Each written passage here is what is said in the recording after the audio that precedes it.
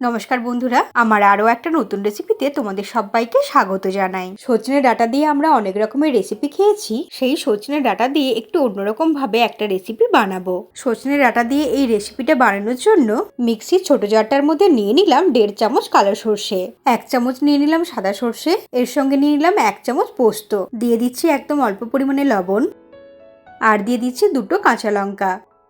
এর সঙ্গে অল্প একটু জল দিয়ে জারের ঢাকনাটা বন্ধ করে 8 থেকে 10 মিনিট রেখে দেব।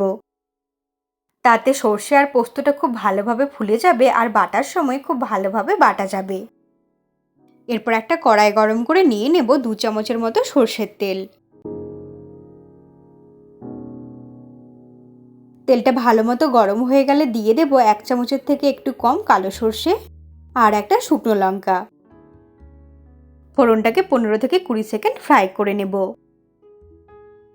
মিডিয়াম ফ্লেমে ফোড়নটাকে 20 সেকেন্ড ফ্রাই করে নেওয়ার পর দিয়ে দেব ছোট ছোট টুকরো করে কেটে ভালো করে ধুয়ে নেওয়া সজনে ডাঁটাগুলো।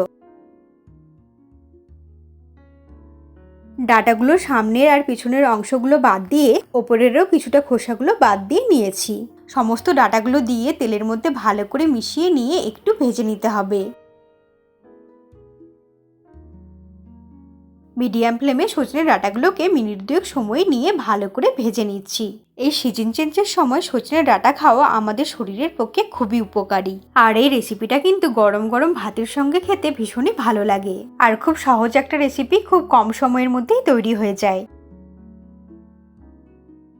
ডাঁটাগুলো ভাজতে ভাজতে এর মধ্যে দিয়ে দিচ্ছি স্বাদ মতো লবণ, আর দিয়ে দিচ্ছি একদম অল্প পরিমাণে হলুদের গুঁড়ো। হলুদের গুঁড়ো আর লবণটা দিয়ে ডাঁটাগুলোর সঙ্গে খুব ভালো করে মিশিয়ে নিচ্ছি। এইভাবে ডাঁটাগুলোকে ভাজা হতে দেব আর মাঝে মাঝে একটু নাড়াচাড়া করে দেব।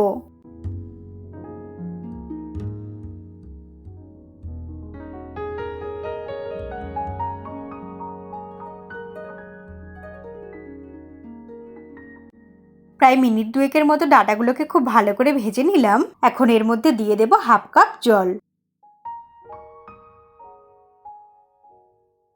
জল দিয়ে ডাঁটাগুলোকে একটু নাড়াচাড়া করে দিয়ে লো ফ্লেমে ঢাকা দিয়ে ডাঁটাগুলোকে 2 থেকে 3 মিনিটের জন্য সেদ্ধ হতে দেব।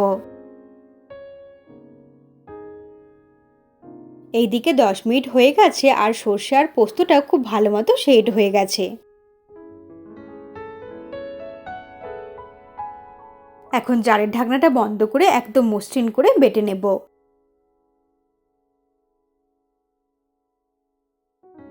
ঠিক এইরকম ভাবে সমস্ত কিছুকে একদম মসৃণ করে বেটে নিলাম।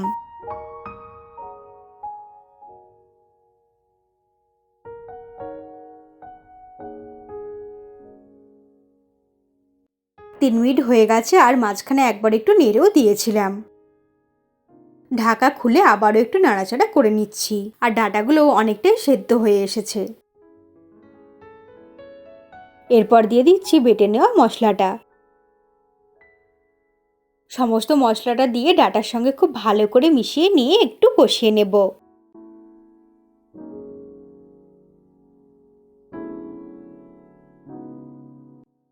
সর্ষে পোস্ত বাটা দিয়ে খুব বেশিক্ষণ কষানোর প্রয়োজন হয় না। মোটামুটি মশলাটাকে 1 থেকে 2 মিনিট হালকা করে কষিয়ে নেব।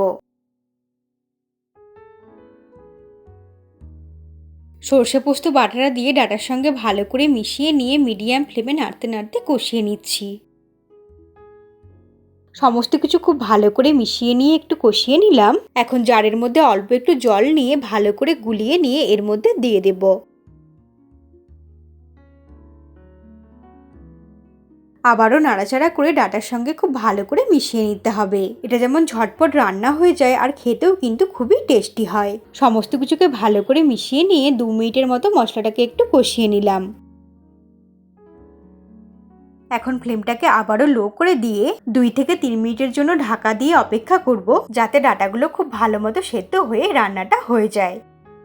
3 মিনিট হয়ে গেছে, ঢাকা খুলে সবশেষে দিয়ে দিচ্ছি একদম অল্প পরিমাণে চিনি, আর দিয়ে দিচ্ছি অল্প একটু জিরের গুঁড়ো। এই সময় তোমরা চাইলে অল্প একটু কাঁচা সর্ষের তেলও ছড়িয়ে দিতে পারো। চিনি আর জিরের গুঁড়োটাকে সজনে ডাঁটার সঙ্গে হালকা হাতে একটু মিশিয়ে নিচ্ছি। আমাদের রান্নাটা কিন্তু একদম হয়ে গেছে আর ডাঁটাগুলো খুব ভালো মতো সেদ্ধ হয়ে গেছে। সমস্ত কিছুকে হালকা করে মিক্সড করে নিলাম। এখন ওভেনটাকে অফ করে দিচ্ছি। তো দারুণ সাথে ডাটার এই রেসিপি কিন্তু আমাদের একদম রেডি।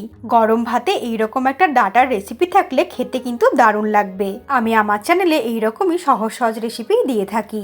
রেসিপিটা ভালো লাগলে লাইক করে দিও আর চ্যানেলটাকে সাবস্ক্রাইব করে তোমরা আমার পাশেই থেকো। তাহলে এইরকমই হাতের কাছে থাকা উপকরণ দিয়ে টেস্টি টেস্টি খাবারের ভিডিও সবার আগে তুমিই দেখতে পাবে। তোমরা ভালো থেকো আর সুস্থ থেকো।